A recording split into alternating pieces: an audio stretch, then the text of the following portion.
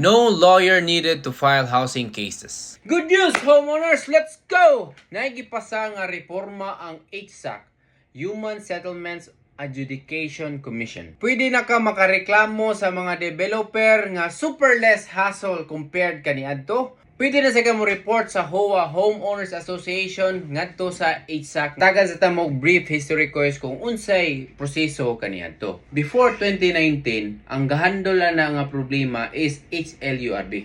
Unfair kay kois. Kaya ano? Ang mopasar sa mga developer nga mga projects HLURB.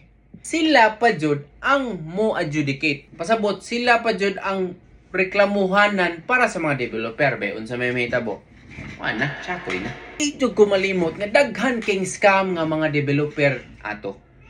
Usa nas mga dagko kay nga kwarta nga scam atong kaniadto nga mag-post kintahay og tarpaulin nga mao ni dagway sa balay, mao ni ang location, mao ni pero chakoy di ay. Daghang king developer sa una nga naagyoy license to sell. Pasabot naggikan na gyud sa HLURB.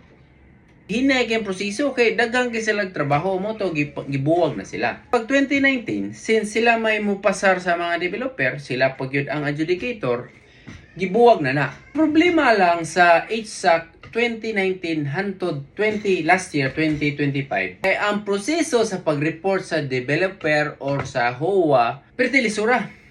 Kay ano? Ang proseso nila highly technical. Onya, puno og legal jargon. Pasabot ang mga wordings kay mga lisod kay banara sa mga legal mga forms kay formal kayo. Kinahanglan pag mga motion ngayon ani nato. Kung ikaw na kay reklamo sa developer, tikpasa! Joke lang. Muadto ka, mo reklamo ka sa HSAC, nya di makakibaw na nga mga motion. Kato nga time, dili sad mandatory ang abogado ato. Pero ang sistema is rigged nga dapat ka mag-abogado kay lisod man. Ay mong kontra kay developer, mga superstar may mga abogado. Nya kontrahon na nimo, pwede ka mag-represent sa imong kagalingon dito pero sa ina, bright di ka. Na diha, wa pa kay pamahaw. Baho pa kay kagbaba. Anyway, pili gyud luoy kayo ang mga homeowners. Karon dire na ang good news. Last year lang di ay, usa na sila katuig nga ila gyud ang ginahuna nga ila gyud na ma-implement. Walay hero-hero nga politika nga nagpaluyo ani kois. Reforma gini siya sa Executive Commissioner karon. Spearheaded by Avelino D. Tolentino III. Pakpak sa. Pakpak lagi. Ibot. Di masag ka mamati. Ibutang yung cellphone, sige. Butang yung cellphone. Okay. Yan pakpak. Akong gi-search ko unsa na paagi sa mga bag-ong reforma karon. Kay karon landing tuiga sila gipasod nila sa IEC nga program, Information and Education Campaigns. I'd like to be part of the campaign, no? Bisag wa ko nila bayre kay nindot man kini nga good news. Man ka na nindot na good pagyud. Magsige man gali mo og share diha og kana mga bati kay nga news no? Mga way gamit kani kinahanglan nimo i-check wa ka kibaw mo politika house in lot pohon at least mo pilit ni simong alimpatakan nga naa din ni nga rule di ay wa ka imong mga amigo awating ilabot migo kay suyaon man ka imong mga auntie imong mga paborito nga mga tao makapalit og house in lot ma-share nimo and mapartita sa IEC no di sa wala ta sugua basin pa din mo send og Gcash si Avelino tunga ta. Regional caravan ni sila koy sa Iloilo City pag March lang. Dito sila Iloilo. So pasabot na gyud budget sir. No, Gcash na. Una, i-document nimo tanan imong pag-reach out sa developer or sa HOA. Imong legal demand, ang imong kanang mga reklamo, kay sign of good faith man na siya nga imo sa yung gisettle personally nga maunay problema. Kung di ka tagdon, ari na ta sa next step. Ang ikaduha is prepare your verified complaint daw. Adto ka sa website sa HSAC. Amo na siya ako i-flash. I-search po dahil si tinapulan. Tinana na si mga tubangan. Imo na lang tunlon.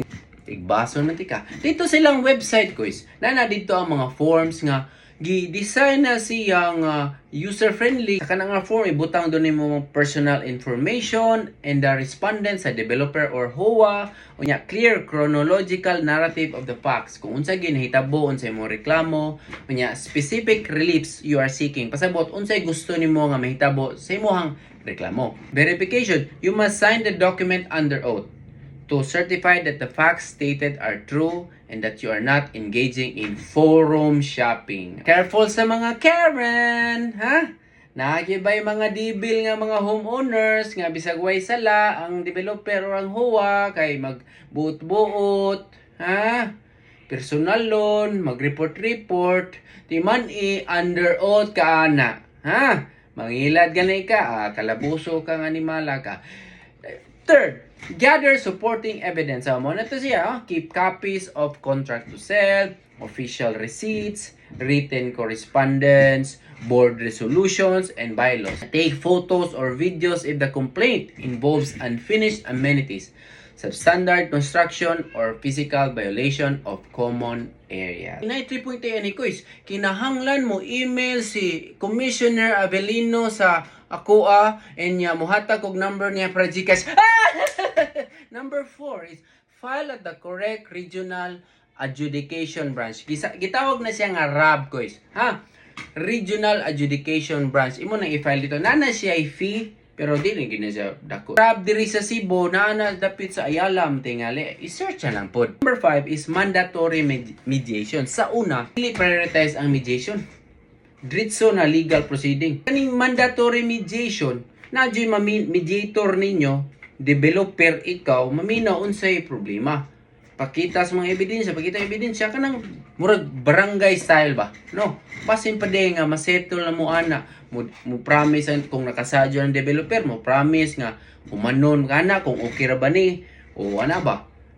Kung di gyud magkasinabot sa diri nga side, adto na sa number 6, formal adjudication. Mo na ka mulahos na mo sa ilang formal hearing dito sa ITSAC. By the way, sa mga sample nga pwede nimo ma-report ang HOA, Homeowners Association, is financial dispute, money issues, governance and election issues, rule enforcement and abuse of power. Nalang ko hinumduman sa samtang gayaw-yaw ko karon katong 2019 nga pagsud na sa ITSAC di ay dito na sad ang time nga stricto na sad kay sila kung unsay dapat nga naa sa tarpaulin, dapat mao gina kung unsay gi-present sa buyer, potential buyer nga mao gyud ni plano, mao ni square meters, mao tanan, dapat mahitabo gyud na tungod di ato. Before 2019 ko is kay 2016 man ko ni gi-avail nga as pre-selling ya ang turnover 2019. Di jud ko malimot ang nga time nga kanang before 2019, grabe, daghan jud king reklamo sa mga developer nga di pang humanon. Mura to Kuis, giawhag ta mo nga mo share ani nga mo appeal ta sa campaign. This is very good news, no?